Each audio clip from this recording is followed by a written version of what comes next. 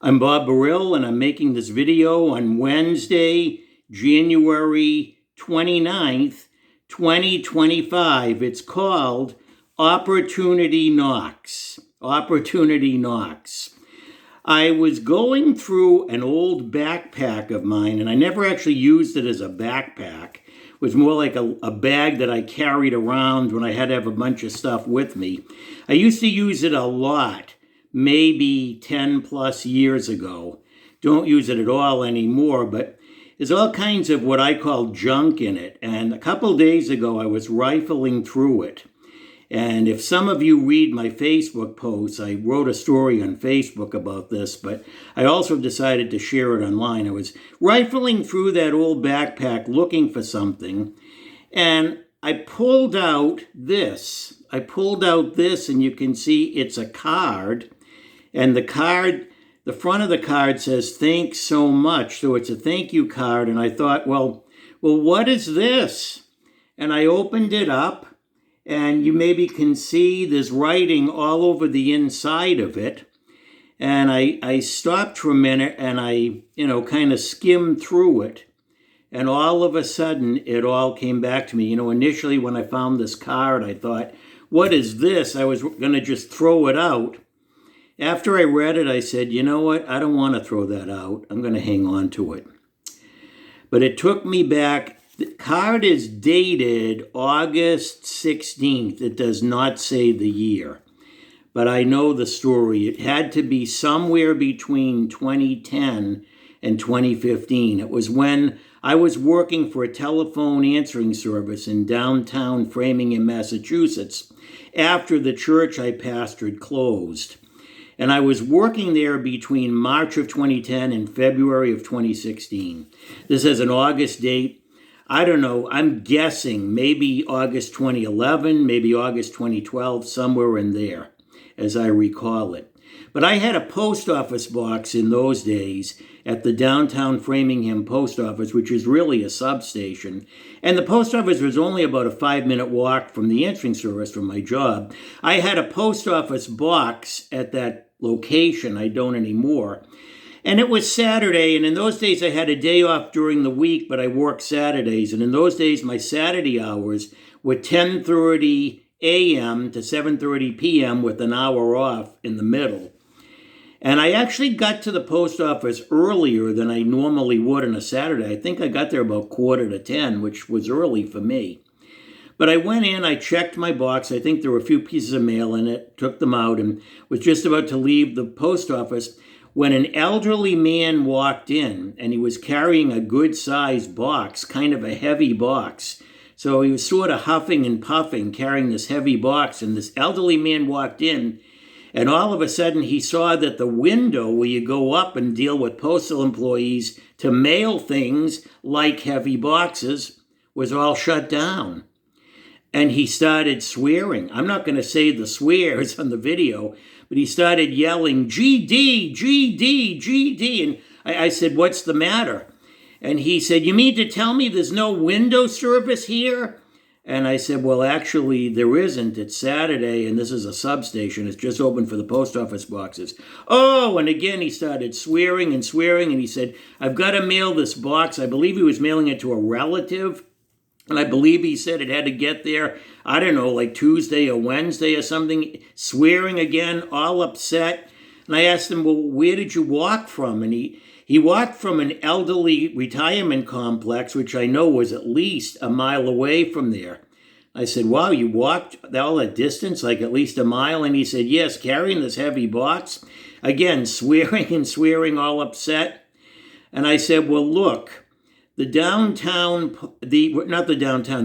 downtown post office. I said, the main post office on Route 30, and that's probably almost 2 miles from where I was at that moment.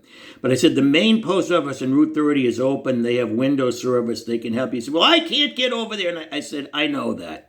I said, look, I will drive you up there. Well, he was all insistent that I not drive him. But I said, look, I start work right around the corner at 10:30, but I have time to drive you to the main post office and to mail this with you. So he was protesting, but he got into the car and we drove up there. We got in. I carried it in for him.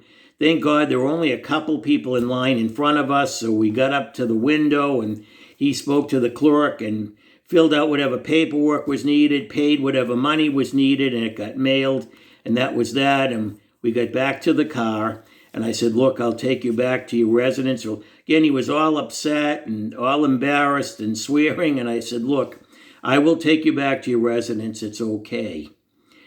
And as I drove, and I'm an Assemblies of God minister, and I certainly believe in sharing my faith. Although, like a lot of pastors, and this might surprise you, a lot of pastors don't share their faith as much as you might think. They're so busy preparing sermons and preparing classes and ministering to the people in their church. A lot of times they're so taken up with that, they don't do a lot of sharing their faith. And I didn't always do a lot of sharing my faith. But I knew this was a golden opportunity, and I really felt impressed to. I don't know if I asked the guy his age or if he volunteered, but he was in his 90s. I think he was either 92 or 93 in that bracket.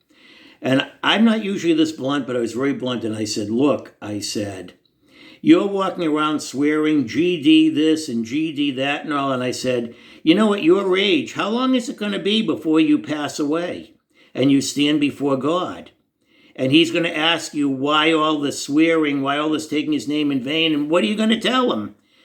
And he was kind of nervous and kind of fumbling, and he didn't know. And as I drove along, I talked to him about Jesus. I said, look, I'm not condemning you or putting you down.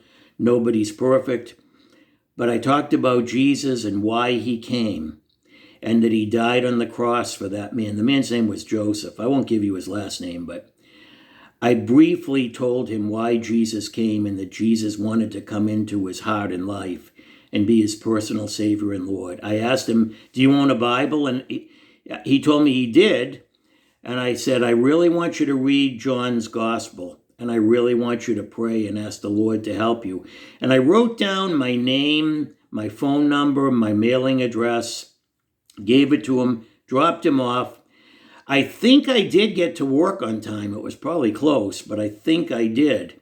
And I didn't expect to hear from him again, but I think it was about 2 weeks later that I got this card. And he says, I'm not going to read the whole thing, but Dear Mr. Burrill, thanks for the time and effort you spent with me. And he goes on and on talking about which Bible, he had 2 Bibles. He told me the translations of each of them, and that he had read the Gospel of John, and he said, I'm not sure that I understand it all. And he said, I know I have a long way to go, but basically he was saying he was reading the Bible and starting off in a walk with Jesus. And it certainly did my heart good to read that. Now, again, I don't know the exact year of this, and, well, this is now 2025, so even if this was, say, 2015, and I don't think it was that late, that would be almost 10 years. If he was 92 or 93 years old, do you think he's probably still alive? I think he's probably not. So I think he's probably, wherever his eternal destination was going to be, that's where he is now. You never know. Sometimes God has a way of surprising us. And you might say, yes, but you're a pastor. And yes, but you're a mature Christian. And yes, but you give sermons. And yes, but you give classes. And you would know exactly what to say or what to do in a case like that. You'd be right ready to jump right in. Well, keep something in mind in those days, and especially if it was maybe 2010, 2011, 2012. The church I pastored closed in 2010. 2010, 2011, 2012, I was a mess. I was suicidal. I was mentally, emotionally, and spiritually a mess. I was seeing a psychiatrist. I was on medication. I was in a very bad place. So it'd be easy for me to say, well, why would God send some elderly man that needs Christ to me? Because at that point, I considered myself a failure and a train wreck. Why doesn't he send him to somebody else? You know, it's like when God called Gideon. God called him a great man of valor. Gideon was like, huh? Are you kidding? When God called Moses, And he said, Moses, I'm calling you to lead your people out of Egypt. Moses said, I don't even speak that well, and I just can't do this. Are you kidding? Get somebody else. Well, I could have been like that. I could have been like that. But opportunity knocked. And sometimes God sends somebody your way if you're a Christian. And you might say, well, this would be no day for God to send me somebody. Because you don't know what happened in my personal life. And you don't know what my daughter did to me. And you don't know what happened to my car. And you don't know that I can't pay my insurance. And you don't know that they're going to foreclose on my house. And you don't know that my wife just got diagnosed with cancer. And I don't need anybody that needs Christ to be dropped in my lap. And I'm supposed to play Billy Graham. Why not? Why not? Because we're called to be in season and out of season. I'm glad I never threw this away, and I have no intention of throwing it away. And I don't want to set myself up as a great hero. I'm not a great hero at all. And I told you the state I was in 2010, 11, 12, when I was working at that answering service. And incidentally, if you think working at an answering service is easy, people think that it's not an easy job. But see, God dropped that guy Joseph in front of me that day. And I believe I was supposed to take him to that Maine post office. And I was supposed to talk to him about Jesus. And I was supposed to tell him to read his Bible. And I was supposed to pray for him. And I was supposed to take him to his home. And that's why I got this card 2 weeks later. And I have to assume today that he's passed out of this life. But I have to say that I must have made a difference in his life. God used me. Train wreck that I was, God used me.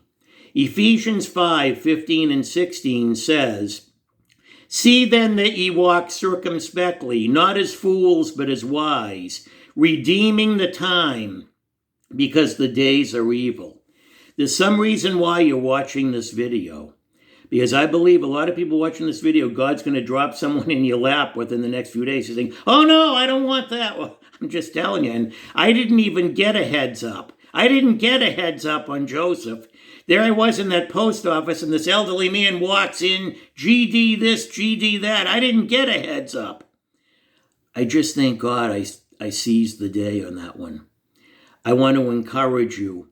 Be ready. I don't care what you're going through, and God will help you and God will bless you. I don't care if your life's a train wreck. Mine was a train wreck. God helped me and God blessed it and God used it. And Father, I just pray that you will use this to touch hearts. And Lord, that this video will make a difference for time and for eternity. In Jesus' name. You're welcome to subscribe. You're welcome to send me feedback. I love to receive it. God bless you.